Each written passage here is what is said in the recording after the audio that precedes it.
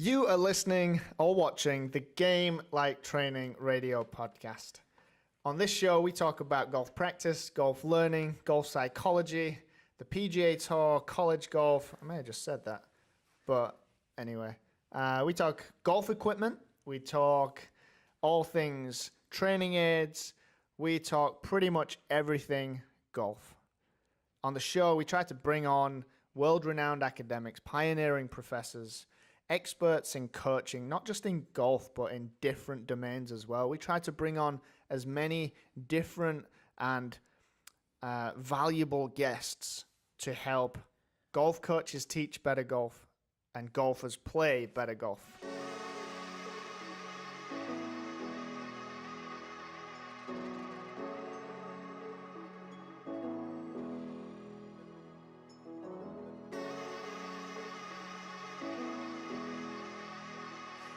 Hey, I'm your host, Matthew Cooke, and today I have Paul Tomasulo from Wilson Golf. He is a territory manager for Wilson Golf, and we are really going to dive into driver versus driver 2.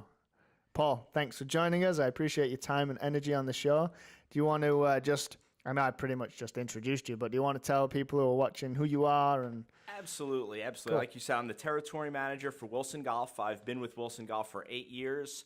My territory includes accounts in Tennessee, Alabama, and Georgia, so I get to cover a good part of the SEC football country as well. And a lot of people don't know Wilson Golf, which is really amazing to me because we've been in business for over 100 years, and there's not many companies in any business anywhere that lasts that long. So we're very proud of our heritage. Years. Yeah, for 100 years, started business in 1914, making world-class sporting goods equipment. Obviously, everyone knows the Wilson name from the basketballs, the footballs, the official football of the NFL, great tennis rackets, and world-class golf products. Nice. Well, some introduction there. You know, I remember actually when I was a youngster. Still am. I'm only 29, by the way. Turned 29 last week, ladies and gentlemen. But when I was like, I don't know, 8, 9, 10, 11, I used to play tennis as well as hit a few golf balls. And the racket I had was Wilson. I remember that. Wilson have been around for a long time. Long time. Those stories are plentiful. That's cool. So driver versus driver 2. I saw driver versus driver 1. I thought the show was really cool. I thought the concept was awesome. And driver versus driver 2 starts next week. Yes. Do you want to just tell us? I have an understanding of it. I've seen the videos. I've read up about it. Obviously, you and I have talked a lot. I'm excited for it to start. But do you want to just give us a little introduction to what is driver versus driver? Sure. 2? Well, if you watch the first, like you said, you love the first one, you are going to be blown away by driver versus driver 2. I can't wait. I have personally seen a very small amount of footage. They keep that very well hidden from us, but it's going to be an exciting time, something very cool. The birth of the show was we took entries from anybody who wanted to design a driver. They send them in. They send in videos, podcasts. One guy had one drawn up on a bar napkin, so he put a lot of thought into it, obviously. And we select 14 teams that we invite to Chicago over 7-week stretch. The first episode will be Tuesday, October 2nd. Let's put that right up here. 9 o'clock on the Golf Channel. The first episode will be 90 minutes long. Every episode after that, it will be 7 Tuesdays in a row, 9 o'clock Eastern time. They will go through competitions of design, sales presentation, anything you can think of, performance. We will have hittable product earlier in the show than we did the last time around. And at the end of it, on November 13th, we will select a winner. Cool. The winner will receive $250,000, and his or her driver will be on shelves at retail the following day, November 14th. For purchase, you can go play with that golf club on November 14th, the winning driver versus driver golf club. Nice. I think conceptually, I think it's genius. If you think about it, you've got a lot of hungry people out there that want to design, that want to, a lot of hungry young engineers and people that want to design something, design a golf club, and they're all about improving the performance of a golf club. and they now have the chance to enter into a competition and do what they want to do for one of the biggest brands in golf, and it be within such a short space of time, be on a shelf for sale. I mean, it's genius on Wilson's part. It's great marketing, like incredible marketing, but like from increasing their product line and adding a new driver, it's actually pretty genius as well. Well, hopefully our marketing people are listening to you, them calling them geniuses, because that's always a good thing. No, it is a great concept, and it is a great opportunity for these people to get their designs, because some people have great ideas, but not the tools to actually see those designs come to life. So we give that opportunity, and with the popularity of reality television in this country, I mean, American Idol, Shark Tank, the list goes on and on, Survivor, that's what consumers are watching. And we give a great behind-the-scenes look for the hardcore golfer of how a driver is actually built. Yes. I've spent the last 22 years of my life in this industry, and I learned stuff off of Driver versus Driver 1 as to what the process we go through to build a world-class product that I just never knew in all my travels. Yeah, and I think that personally, from just based off of my interactions with golfers over the years in teaching and coaching, when new drivers come out and they see the price tag on it, hundreds of dollars basically, and Wilson have always been at a price point that I've always thought is reasonable or cheap, like, which I think is to the advantage of golfers and Wilson. Like you provide such a good price point, but regardless of that, it's still hundreds of dollars. Yes. And I think that with the show, people get an insight as to why it costs that much.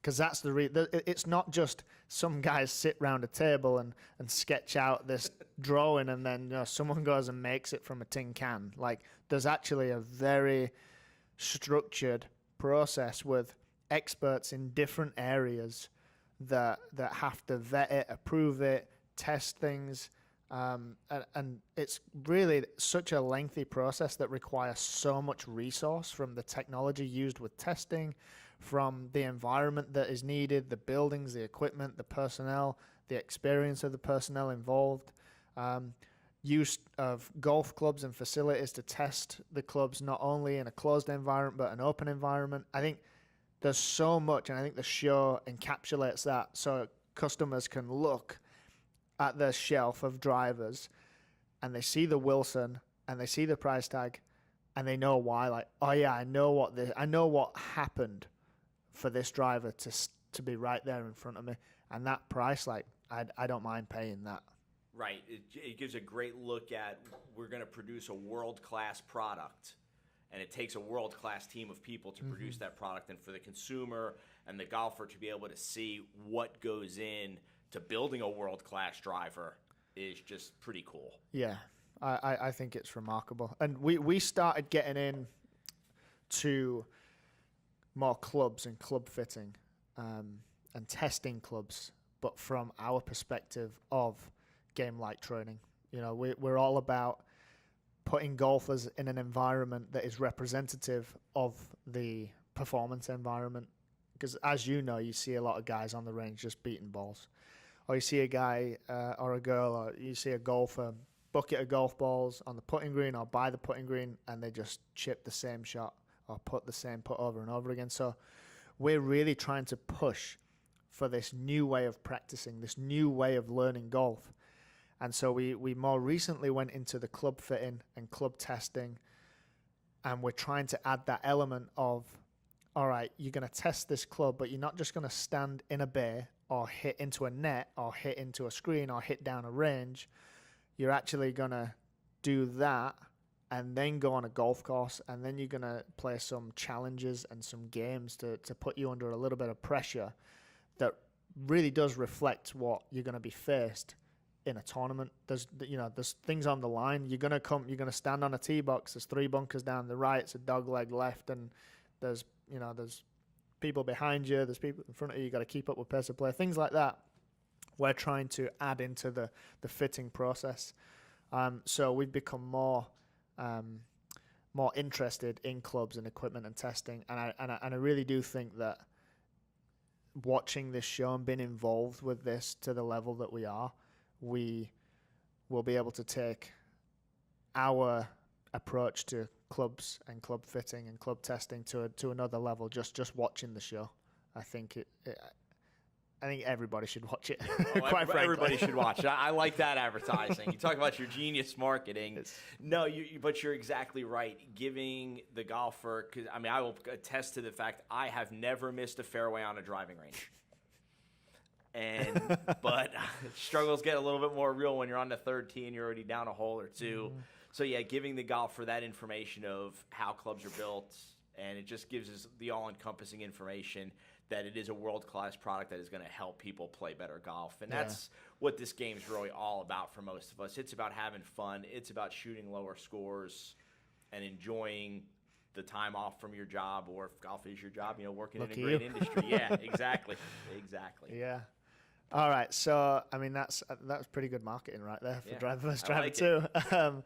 Next, let's go into the judges, because there's one particular guy that I think is going to add quite some flavor to the show, because he has no problem shooting people down. There's no problem chewing people out either. So tell us about the judges. I can't wait for this year's group of judges. Well, we'll go with our two returners first. We have Melanie Collins back as our host, and she did a phenomenal job for us the first time. No, she's going to do a great job for us this time around. I believe she's still working for CBS Sports doing NFL sideline stuff as well, so very well-known personality. And then Tim Clark, who's the president of Wilson Golf, is back as a judge as well. And Tim, being our president, yes, he cares if the product performs. Yes, he cares is it world-class product. But the biggest thing he cares about is, can we sell it? Can we make money on it? Which is why we're in business. So that's kind of the perspective he provides. And he's been with Wilson for so long, he feels like his name's on the driver, so getting him involved in the selection process of the winning driver is great, and he just does a great job for us as a judge on the show. And then we've got Jeremy Roenick, who played in the NHL for, I think, 13 years, 9-time All-Star, and one heck of a golfer. And he provides, just as Tim Clark's always looking at, can we sell it, can we make money? Jeremy Roenick cares, does it perform?